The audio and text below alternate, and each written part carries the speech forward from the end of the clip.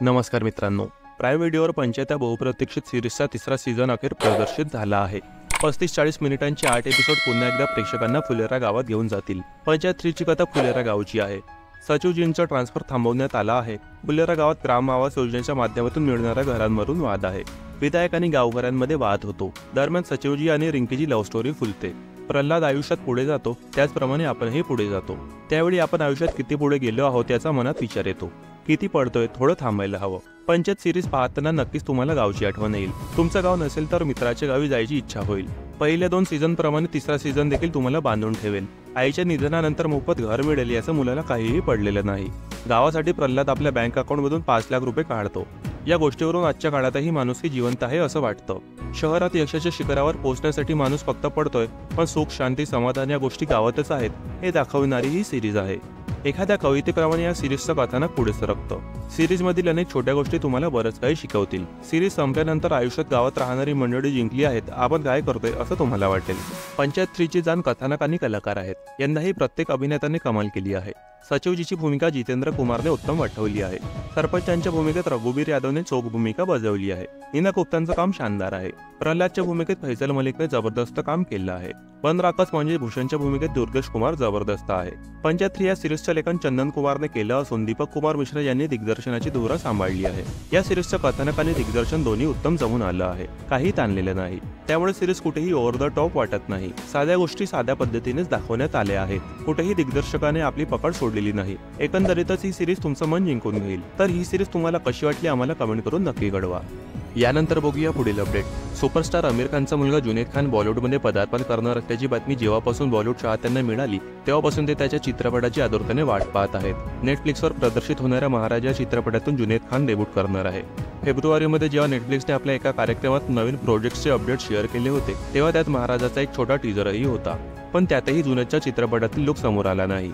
आता अखेर निर्मात्यांनी महाराजामधील जुनैदचा लुक शेअर केला आहे आणि रिलीजची तारीखही निश्चित केली आहे। नेटफ्लिक्स इंडियाने बुधवारी आपल्या अधिकृत इंस्टाग्राम अकाउंटवरून महाराजचे पोस्टर शेअर केले। या पोस्टरमध्ये जुनैदच्या त्याच्या डेब्यू चित्रपटातील लुक पहिल्यांदाच समोर आला आहे। पोस्टरमध्ये जुनैद खानसोबत अतिशय प्रतिभावान अभिनेता जयदेव अहलावत देखील दिसत आहे। 150 वर्षांहून अधिक जुनी कथा घेऊन येत असलेल्या या चित्रपटात जुनैदने पत्रकार करसनदास मोडजी यांची भूमिका साकारली आहे। महाराज लायबल केसवर आधारित या चित्रपटात जयदेव जुनैदच्या विरुद्ध खलनायकाच्या भूमिकेत आहेत। यानंतर बघूया पुढील अपडेट। साऊथचा प्रसिद्ध अभिनेता सत्यराजने सलमान खानच्या आगामी सिकंदर चित्रपटात प्रवेश केला आहे। या चित्रपटात तो सलमान सोबत खलनायकाच्या भूमिकेत दिसणार असल्याची चर्चा आहे। सत्यराजने बाहुबली फ्रँचायझीमध्ये कटप्पाची भूमिका साकारली होती। खुद्द अभिनेत्याने नुकत्याच दिलेल्या एका मुलाखतीत सांगितले की त्याला सिकंदरमध्ये कास्ट करण्यात आले आहे। AR मुरुगदास दिग्दर्शित या सलमान स्टारर चित्रपटात तो खलनायकाच्या भूमिकेत दिसणार असल्याची माहिती त्याने दिली। गजनी आणि हॉलिडे सारखे चित्रपट दिग्दर्शित करणारे AR मुरुगदास याचे दिग्दर्शन करणार आहेत। साजिद नाडियाडवाला याचे निर्माते असतील। पुढील वर्षी ईदला हा चित्रपट प्रदर्शित होणार आहे। मित्रांनो, दंगल आणि सिक्रेट सुपरस्टार सारख्या चित्रपटांमधून लोकप्रियता मिळवणारी अभिनेत्री झायरा वसीमवर दुःखाचा डोंगर कोसळला आहे। तिच्या वडिलांचे निधन झाले आहे याची झायरानं स्वतः सोशल मीडियावर माहिती दिली। तिनं तिच्या चाहत्यांना प्रार्थना केली की तिच्या वडिलांना प्रार्थना करताना नक्की आठवा। झायरानं तिच्या इंस्टाग्राम स्टोरीवर लिहिलं की माझे वडील जाहिद वसीम यांचे निधन झाले आहे। मी सगळ्यांना विनंती करते की तुमच्या प्रार्थनांमध्ये त्यांची आठवण ठेवा आणि त्यांच्यासाठी अल्लाहकडे माफी मागा। याशिवाय झायरानं तिच्या वडिलांसोबतचा एक फोटो देखील शेअर केला आहे। या फोटोसोबत झायरानं एक भावूक नोट देखील शेअर केली। झायरा वसीमला 64व्या फिल्म फेस्टिवलमध्ये बेस्ट सपोर्टिंग अभिनेत्रीचा पुरस्कार मिळाला होता आणि तिच्या वडिलांना याविषयी माहिती नव्हती।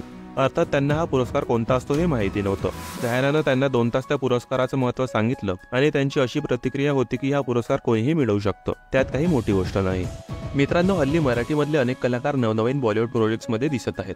त्यात अभिनेत्री अमृता खानविलकरचं देखील नाव येत आहे। अमृता 2024 या वर्षात अनेक बॉलिवूड प्रोजेक्टमध्ये दिसणार असल्याच्या चर्चा सुरू आहेत। आता अमृता ही 36 डे या नव्या वेब सिरीजमध्ये दिसणार आहे। कायम वेगवेगळ्या भूमिका साकारणारी अमृता या प्रोजेक्टमध्ये नक्कीच कोणती भूमिका साकारणार याची उत्सुकता तिच्या चाहत्यांना लागली आहे। अमृताने तिच्या सोशल मीडियावर पोस्ट शेअर करत ही खास बातमी प्रेक्षकांपर्यंत पोहोचवली आहे। अमृता नव्या प्रोजेक्टबद्दल बोलताना म्हणाली की एका हिंदी प्रोजेक्टमध्ये पहिल्यांदा मी मराठी मुलीचं पात्र साकारत आहे आणि ही भूमिका नेहमीच्या भूमिकेपेक्षा नक्कीच वेगळी आहे। याआधी अमृता ही लुटेरे चाचा विधायक है हमारे 3 मध्ये दिसली होती आणि आता ती 36 डे मध्ये ही झळकणार आहे। 36 डे विषयी बोलायचे झाले तर या सिरीजमध्ये शारिब हाशमी, नेहा शर्मा यांच्या सोबतीने अनेक कलाकार दिसणार आहेत। मित्रांनो, बॉलिवूड अभिनेता शाहिद कपूर आणि त्याची पत्नी मीरा राजपूत यांनी मुंबईत नवीन अपार्टमेंट खरेदी केली आहे।